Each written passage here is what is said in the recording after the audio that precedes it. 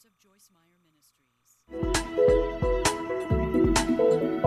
ne fait pas du mal de l'écouter. Vous pouvez dire Amen, vous pouvez approuver, vous pouvez souligner votre Bible, vous pouvez la surligner en jaune, en rose, en rouge, la marquer d'astérisque. Elle peut ressembler à un album à colorier, mais ça ne me dit pas que vous savez quoi que ce soit.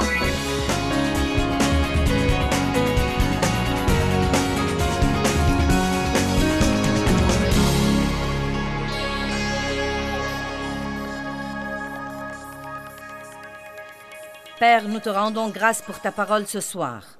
Je prie, Seigneur, que les vies des gens soient changées et qu'ils aient non pas des informations, mais des révélations.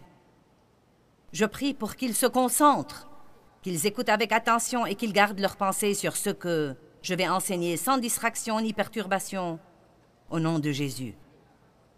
Amen. Éphésiens chapitre 5, verset 1. Éphésiens 5, 1. Soyez donc les imitateurs de Dieu. Imitez-le et suivez son exemple, comme des enfants bien-aimés qui imitent leur Père. Imitateur de Dieu, que veut dire être chrétien? Eh bien, cela veut dire beaucoup plus qu'aller le dimanche à l'église et beaucoup plus que participer à un service en milieu de semaine. Beaucoup plus qu'aller à une conférence de Joyce Meyer une fois l'an. Beaucoup plus que regarder mon programme tous les matins à la télé. Beaucoup plus que lire un chapitre de votre Bible tous les jours. Être chrétien veut dire, tout d'abord, que nous croyons le message de l'Évangile, que nous recevons Christ comme notre Sauveur et que nous passons le reste de notre vie à apprendre à imiter Dieu. Nous passons le reste de notre vie à apprendre à connaître Dieu, à le connaître et à l'imiter. Maintenant, nous avons un petit-fils qui a eu 1 an en juin et nous avons passé une semaine avec lui. Et j'ai ri pendant ces 5 jours plus que je ne ris normalement en 5 mois. Et c'était essentiellement parce qu'il apprend à imiter des trucs. Et donc, nous avons passé une grande partie de la semaine à lui demander, il s'appelle Travis, de nous imiter en faisant des choses. Et quand il nous imitait, nous étions tellement excités que nous réagissions comme des idiots. Nous lui disions, « Jésus soit loué !» et il faisait ça. Et nous lui disions, « Oh !» et il disait, « Oh !» Et vous savez, je crois que Dieu m'a donné cette nouvelle expérience en partie pour me préparer à cet enseignement, car je savais déjà ce que j'allais enseigner. Mais ceci l'a dynamisé au-dedans de moi et l'a appris à un autre niveau. Et je me suis dit, si ça nous réjouit tellement que nos enfants nous imitent dans de petites choses comme ça, Dieu ne se réjouira-t-il pas ou ne sera-t-il pas content beaucoup plus quand nous l'imitons? Imitateur de Dieu. La Bible dit que Jésus est le premier-né entre plusieurs frères. Ésaïe 54, 17.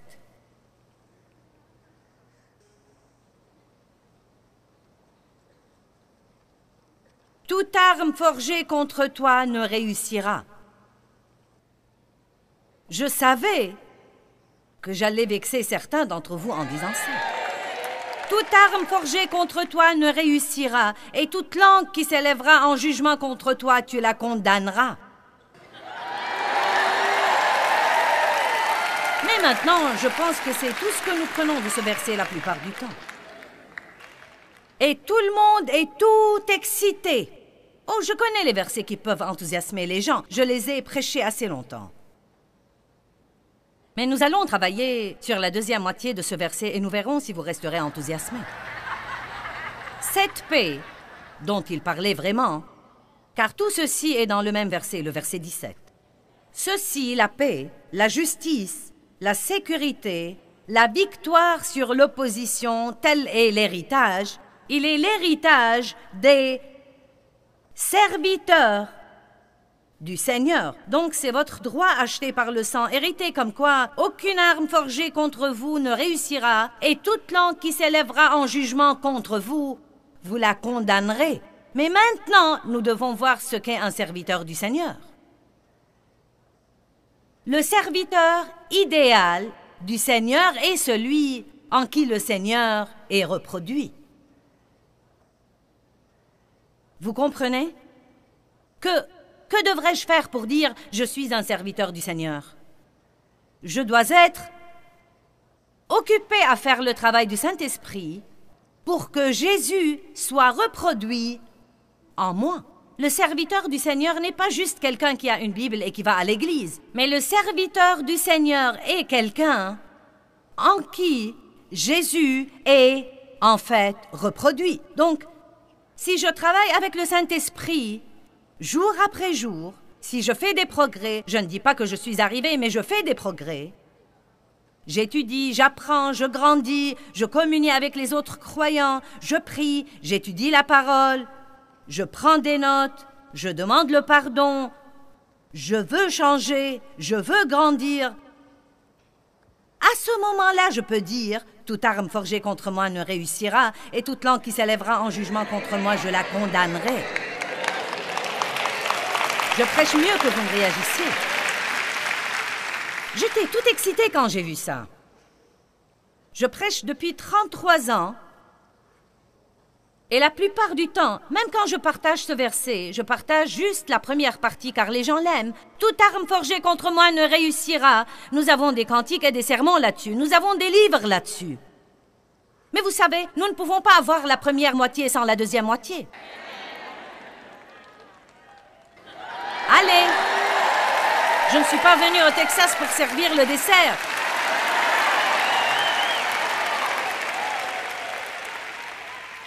Amen? Vous saviez ce que vous auriez quand vous êtes venu. Amen?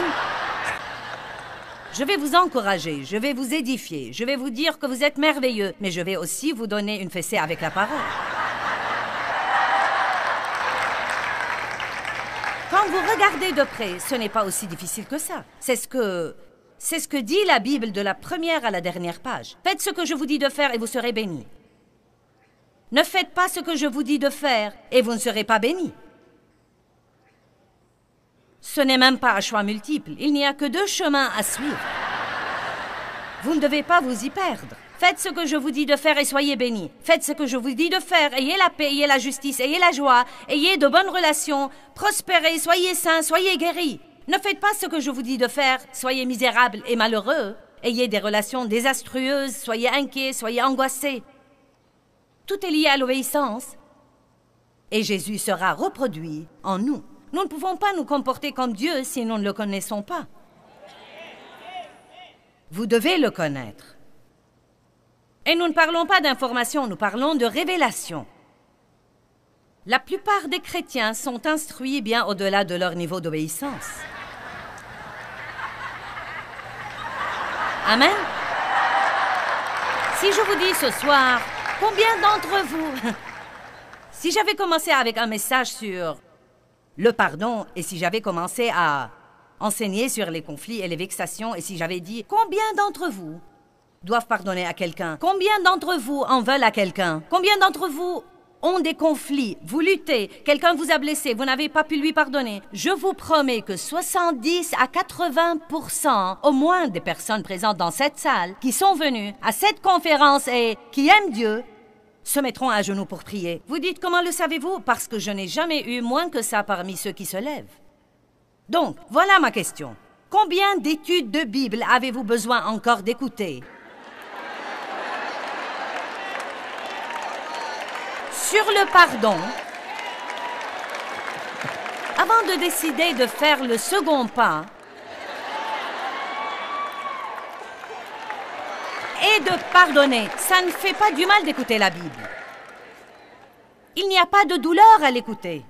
Vous pouvez dire Amen, vous pouvez approuver, vous pouvez souligner votre Bible, vous pouvez la surligner en jaune, en rose, en rouge, la marquer d'astérisque.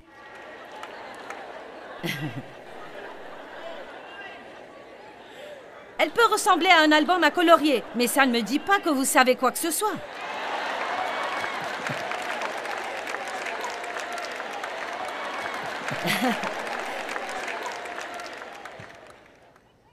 Donc ça m'est égal si vous lisez tous mes livres.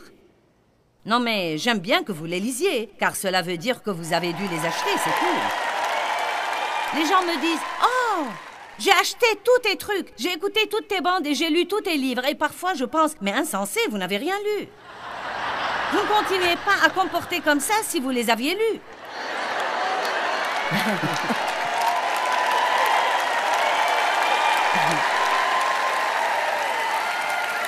Maintenant, tout le monde aura peur de me dire qu'ils ont lu mes trucs. J'essaie juste de faire une remarque. Vous pouvez acheter tout ce qui est sur la table et le prendre à la maison et décorer vos étagères. Et vos amis croiront que vous êtes spirituel. Mais tôt ou tard, nous devons être responsables et prendre les choses au sérieux. Nous ne devons absolument pas essayer d'impressionner les autres.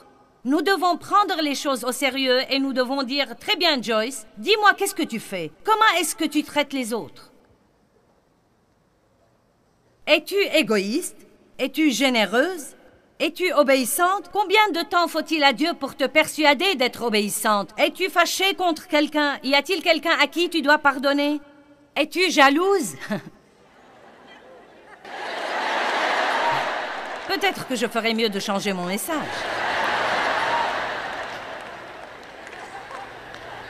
Et vous savez, ce qu'il y a, c'est que quand vous voyez ça et que vous le comprenez, Dieu vous aime déjà. Vous n'êtes pas obligé de vous mettre à imiter Dieu pour l'amener à vous aimer. Vous savez, je ne voulais pas personnellement que mon petit-fils m'imite pour que je puisse l'accepter et l'aimer. Car je l'aimais déjà. Et la raison pour laquelle j'ai voulu qu'il fasse ce que je fais, c'est que je l'aime. Et qu'il y a une relation. Pourquoi lui demandons-nous à l'âge d'1 an de dire « Jésus soit loué » ? Parce que nous l'aimons et que nous voulons qu'il sache la vérité. Dieu ne veut pas que nous l'imitions pour que nous l'amenions à nous aimer plus. Il veut que nous l'imitions pour ce qu'il a fait pour nous, comme une façon de lui dire « Mon Dieu, tu es si bon envers moi et je vais passer le reste de ma vie à essayer de faire ce que tu veux que je fasse. » Amen. Je crois que certains vont faire une transition dans cette conférence. Vous allez voir quelque chose et quelque chose va sûrement arriver et quelque chose va changer au-dedans de vous.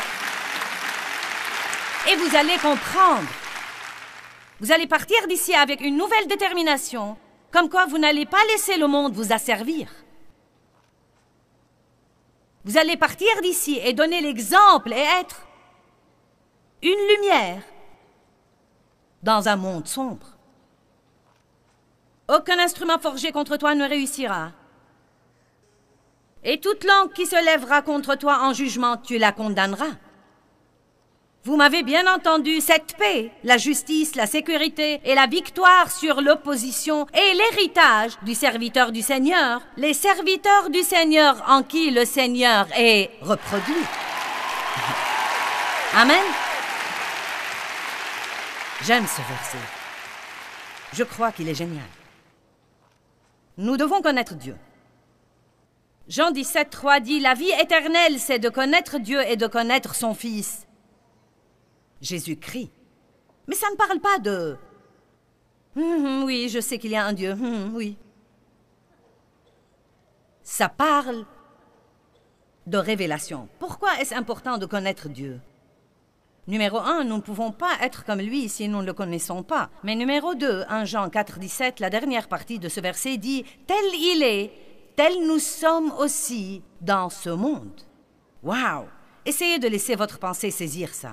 Tel il est en ce moment, aussi victorieux qu'il soit en ce moment, aussi puissant qu'il soit en ce moment, tel nous sommes aussi, non pas quand nous irons au ciel, mais dans ce monde en ce moment.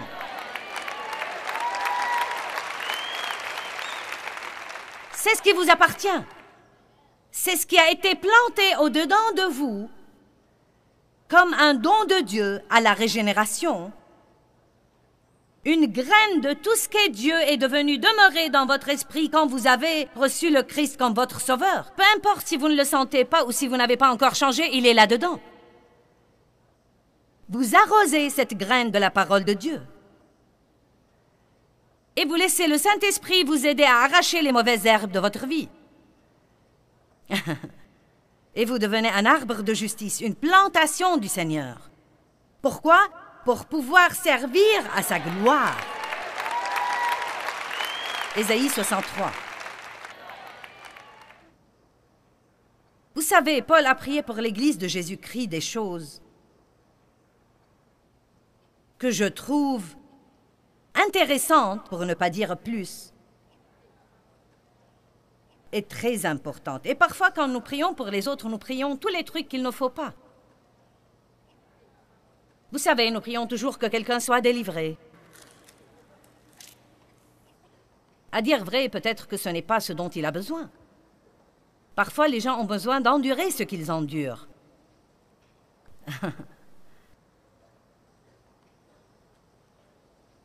David, le psalmiste, a dit « Il m'est bon que tu m'aies affligé. »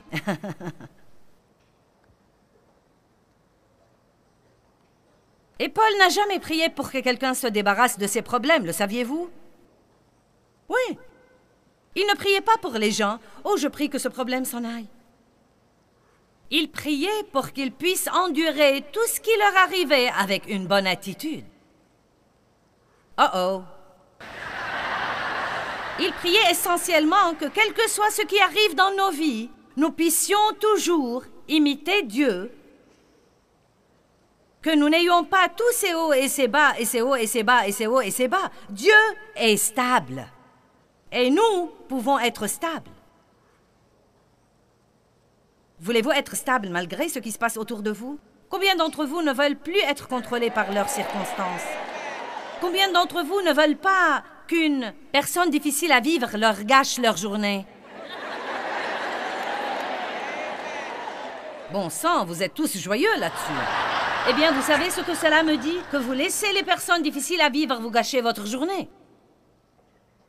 Combien d'entre vous croient qu'ils ne peuvent pas gâcher la journée de Jésus? Ils ne vont pas l'énerver, n'est-ce pas? Vous savez pourquoi? Parce qu'il va penser, « Mince, alors je vous plains. Vous devez me connaître. » Donc nous devons commencer à prier comme il faut pour les autres et nous devons prier comme il faut pour nous-mêmes. D'accord? Éphésiens chapitre 1, verset 17 au verset 19, nous apprend des tas de choses. Car je prie toujours au Dieu de notre Seigneur Jésus-Christ, le Père de gloire, afin qu'il vous donne un esprit de sagesse et de révélation. Maintenant, laissez-moi vous dire que je vous encourage à prier tous les jours de votre vie que Dieu vous donne un esprit de sagesse et de révélation.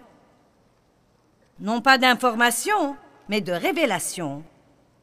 Pour que les informations que vous avez puissent devenir vraies dans votre esprit. Car quand quelque chose devient vrai pour vous, c'est à ce moment-là que vous commencez à le vivre. Amen? Puis il continue pour dire qu'il veut qu'ils aient la révélation, la compréhension des mystères et des secrets, tout en connaissant Dieu profondément et intimement. Donc Paul dit là, je veux que vous connaissiez Dieu. Donc prions tous les jours pour avoir la révélation en ce qui concerne la connaissance de Dieu. Nous devons connaître le caractère de Dieu. Nous devons connaître Dieu. Nous devons pouvoir reconnaître tout de suite, eh bien, ce n'est pas de Dieu, ou c'est de Dieu, ou Dieu ne ferait jamais ça, ou cette personne doit être chrétienne. Je ne veux pas que le monde essaye de voir et de savoir. Je ne veux pas qu'il voie mon autocollant pour savoir si je suis chrétien ou pas. Et ensuite comprendre que je ne le suis pas parce que j'enfreins la loi. Amen. Je ne veux pas que les gens le décident d'après mes bijoux chrétiens ou d'après le magnétophone que je porte au travail. Je veux qu'ils le sachent d'après mon caractère. Maintenant, je vais vous dire quelque chose ici. Et ne l'oubliez pas, s'il vous plaît. Le caractère est ce que vous faites dans le secret. Le caractère est ce que vous faites quand personne ne vous voit, à part Dieu. Le caractère, ce n'est pas ce que vous faites le dimanche matin quand vous êtes avec vos amis chrétiens. Non, mais ça fait partie. Mais vraiment, le caractère est ce que vous faites quand vous êtes avec des incroyants et ce que vous faites quand vous êtes sous pression. Le caractère est ce que vous faites quand personne ne vous voit à part Dieu. Nous n'allons jamais mûrir et acquérir un caractère pieux avant d'apprendre à vivre avec l'œil de Dieu qui voit tout le temps. Non, mais écoutez-moi bien, nous ne faisons rien que Dieu ne voit pas. Nous ne pouvons aller nulle part où il n'est pas. Pensez-y bien. Donc, n'essayons pas d'impressionner nos amis. Nous devons vivre pour sa gloire. Des décisions, c'est toujours des décisions et des décisions. Devrais-je prendre le chemin étroit ou large? Devrais-je prendre le chemin qui mène à la vie ou le chemin qui mène à la destruction? Évidemment, il est plus dur de rester sur le chemin étroit parce qu'il n'y a pas de place pour vos bagages charnels. Si vous lisez Matthieu 7, 13 et 14, il dit de rester sur le chemin étroit et il dit que c'est la pression qui le rétrécit. Dès que vous commencez à essayer de vivre comme il faut, vous feriez mieux de croire que le diable fera pression sur vous. Et un des moyens dont il fera pression sur vous, c'est vos amis et même votre famille, qui va vous juger et qui va vous critiquer et qui va vous accuser d'essayer d'être mieux qu'eux et ça n'en finit pas. Bienheureux ceux qui sont persécutés à cause de la justice, car ils seront récompensés. Donc, nous devons connaître Dieu. Dites, je dois connaître Dieu. Il continue dans le verset 18. Il prie toujours et qu'il illumine les yeux de votre cœur pour que vous puissiez savoir. Dites tous savoir. Pour que vous puissiez savoir quelle est l'espérance de son appel, quelle est la richesse de la gloire de son héritage qu'il réserve aux saints, qu'il a mis à part. Donc la deuxième chose que Dieu veut que vous sachiez, et c'est merveilleux que je peux à peine le supporter, ce qui est à vous en Christ, ce qui vous appartient en Christ. Si je cite de mémoire sans chercher des versets, je peux vous citer toutes sortes de choses qui vous appartiennent maintenant d'après la Bible. Elles vous appartiennent maintenant. Elles sont une possession présente, actuelle, en Christ. Vous êtes racheté en lui. Vous êtes justifié en lui. Vous êtes sanctifié en lui. Vous êtes justifié devant Dieu par lui. Vous avez la paix par lui. Vous avez la joie par lui. Vous avez la puissance en lui. Vous avez l'espérance en lui. Vous avez un avenir en lui. Votre nom est écrit dans le livre de vie de l'agneau par lui. Vous avez la sagesse en lui. Vous avez la créativité. Vous l'avez maintenant. Une des choses les plus importantes que vous pouvez faire, c'est d'utiliser votre bouche pour prophétiser et déclarer ce que vous avez maintenant en Dieu. Si vous apprenez à appeler les choses qui ne sont pas comme si elles étaient, vous les verrez. Vous direz à cette montagne,